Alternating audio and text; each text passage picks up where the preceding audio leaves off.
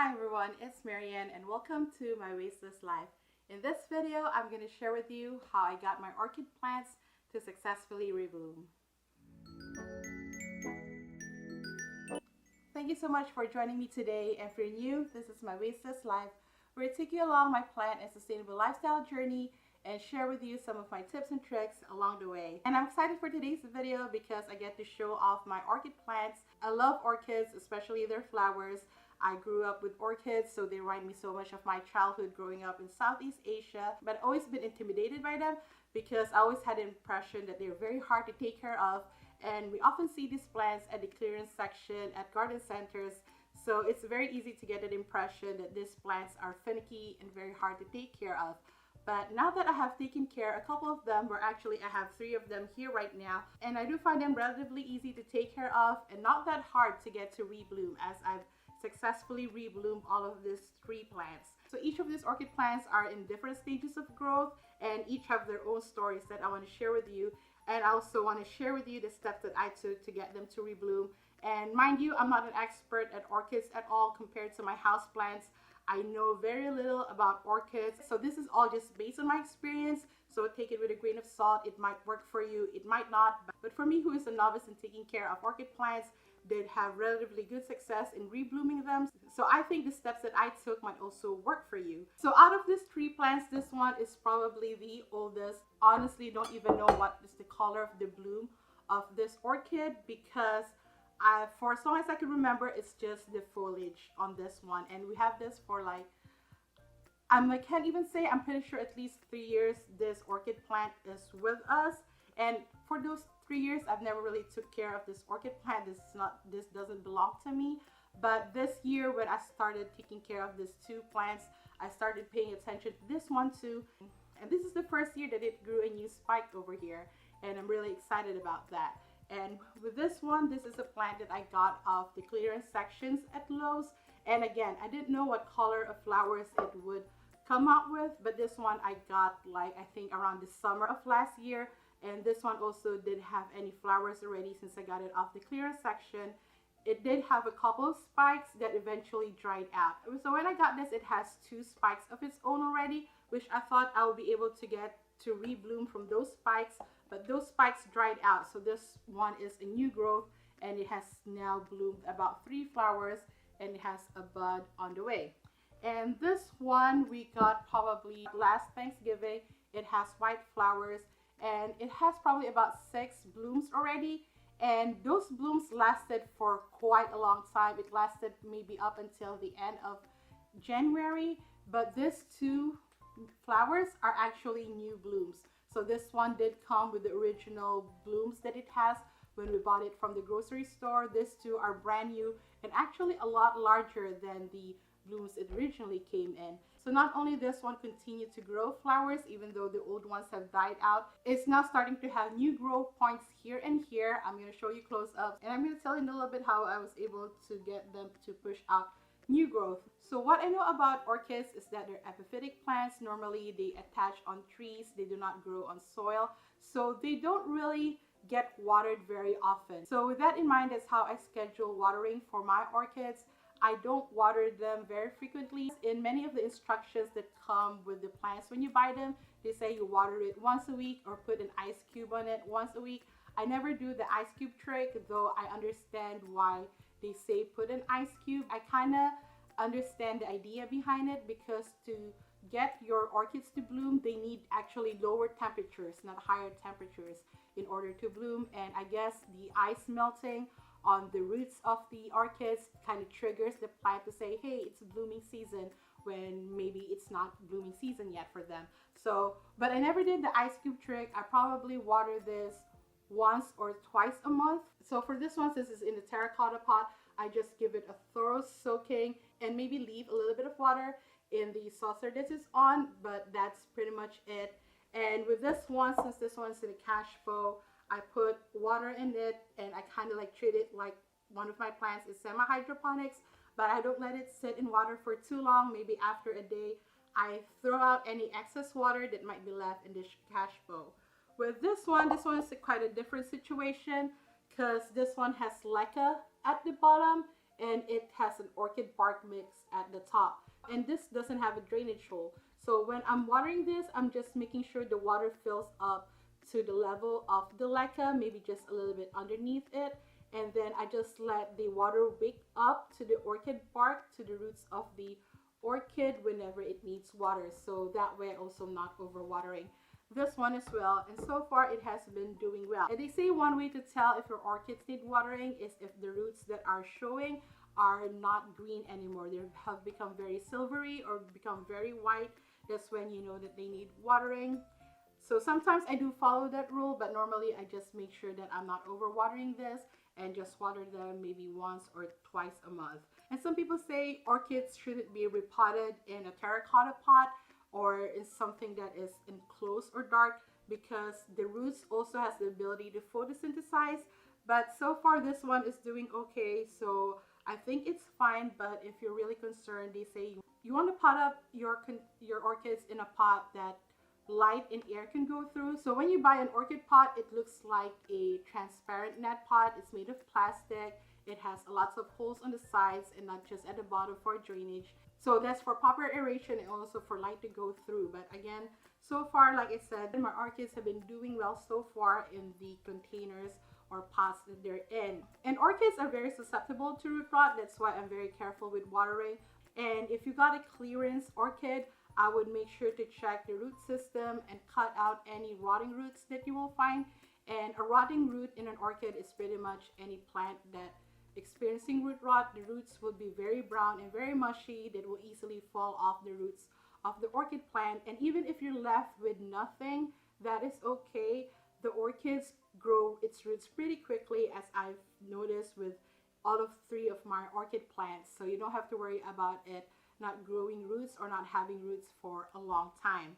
And since the foliage of the orchid plants is very large, I make sure to clean the foliage of it as well, so that it has the ability to photosynthesize at the maximum level. And how did I get them to rebloom? Honestly, so for me, the #1 trick that worked is using an orchid spray. So in previous videos, I featured the Miracle Grow orchid plant spray. You could use that one. That is very easy to find and very cheap. But after I ran out of that one, I just started making my own foliage spray for my orchid plants. So I upcycled the orchid plant food bottle that it came in originally with the Miracle Grow, and I started just using Super Thrive. I would put a drop in here and I would just spray the plants. I usually concentrate the spraying on the leaves and on the roots. I used to also spray it on the flowers, but I watched a video, I think it's probably Miss Orchid Girl too, that says that I shouldn't be spraying the flowers itself. So I've just been concentrating the spraying on the roots and on the foliage. I think the reason that the orchid plant mist did work in helping rebloom the orchids is because it does contain nutrients. It does contain a little bit of fertilizer in it. And unlike most of our houseplants, where we have to wait for our houseplants to start pushing out new growth before we start fertilizing them, so with orchids it's kind of the opposite. If you want to get them to rebloom, if you want them to grow a new spike, you have to start fertilizing them. But I didn't really actually fertilize the plants until they started blooming. So I think the orchid plant mist alone is a good enough fertilizer to trigger them to grow new spikes. But it also has to do with the timing. When I started spraying my orchids with the orchid plant mist, it was during the fall to early winter season, which is also around the time that orchids would naturally produce their bloom. So their dormancy period after they bloom usually is around 6 to 9 months, and they usually start producing blooms from late winter to early spring. So that's why I'm seeing these blooms right now, and why this one still continues to bloom is because this period is their blooming season. And since it is their blooming season, aside from the orchid spray, I am also fertilizing them. This one is also just from Miracle Grow. It's an orchid plant food, but this orchid plant food is still higher on nitrogen than phosphorus and potassium. So if you have fertilizer for your houseplants, you can probably get away using that one, but I would suggest getting a fertilizer that is specific for orchids if your goal is to get them to rebloom. And this one, I've only had to use a 1/4 teaspoon per gallon of water, and that's what I use to fertilize my plants. and I fertilize them when I water them, which is like once or twice a month nowadays. And almost on a daily basis, I would spray the plants. So this is the only plants that I probably miss every day is my orchid plants. And for this one, how I got it to have 2 new growth points is using this kiki cloning paste. So I used the kiki cloning paste to get it to produce 2 new growth points, and it took maybe about 2 weeks to 3 weeks since I put the paste for it to start shooting out these 2 new growth points. And I could demonstrate with this one. So I'm going to demonstrate with this one how I did it. It's pretty easy. You just have to be very careful about it, especially if you're doing it the first time. Again, I don't know the names of the parts of the orchids, but if this was a house plant, this would be a node. It might be called a node, it might be called something else. So the node over here, it has a flap that is covering it. So what you're going to do is to peel back that node very carefully, and it would reveal kind of like a growth point.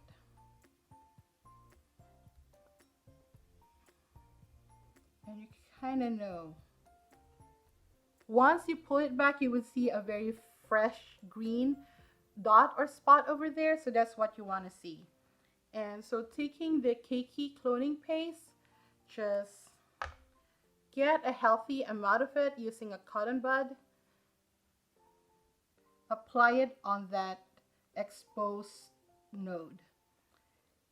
And that's pretty much it. And you will wait 2 to 3 weeks. It will start pushing out a new growth point, which is going to be exciting. But one thing that I forgot to mention, orchids are tropical plants, so of course they do need bright indirect light, but too much light could also burn the leaves and the flowers. So you want to give it like a happy medium. They're definitely not low light plants. They can be low light if you don't want them to bloom, or if it doesn't have flowers, they could survive in low light. Like this one has been in a low light situation for the longest time, which I think is also the reason why it did produce a spike up until now. And when it comes to humidity, they are tropical plants, so they would appreciate some level of humidity between 40 to 60%. And that's how I take care of my orchid plants. Promise you, they're not as intimidating as they may seem. They're actually very fun and very easy to take care of. They're kind of like my favorite house plants to take care of right now.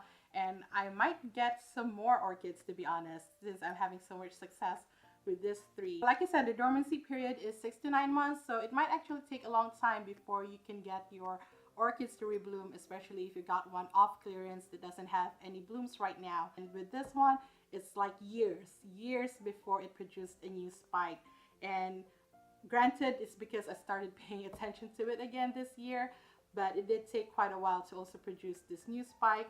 And with this one, this one's a little bit gratifying because I did buy this with full blooms, and so this one I'm kind of like a little bit more experienced with orchids by the time I got this. This one I'm hoping to successfully rebloom throughout the year. Don't think that would happen, but we would see. I mean, some people has done it. They get their orchids to bloom year round, so I'm gonna see if I'll be able to do it with this one. But yeah, so hopefully that helped anyone who is new to orchids or looking into getting into orchids. I promise you, get one. Don't buy the expensive ones yet, because I know they can get pricey. Get one of clearance, or get one from a store that sells them for very cheap. Like this one I got in full bloom, not clearance, for like $15 at a grocery store. So I say go for it, try it out. I'm pretty sure you would like it as well. But if you've been taking care of orchids for a while, if you have any tips for me, let me know down in the comments. I would love to hear them. But yeah, thank you so much for watching. If you like this video, please give me a thumbs up. And if you're new here, I hope you subscribe. I come up with houseplants and sustainable lifestyle videos every week. And if you haven't yet, check out these videos up here until my next one. But until then, I see you. I appreciate you. Take care of yourself and each other, and have a plentiful day. Bye.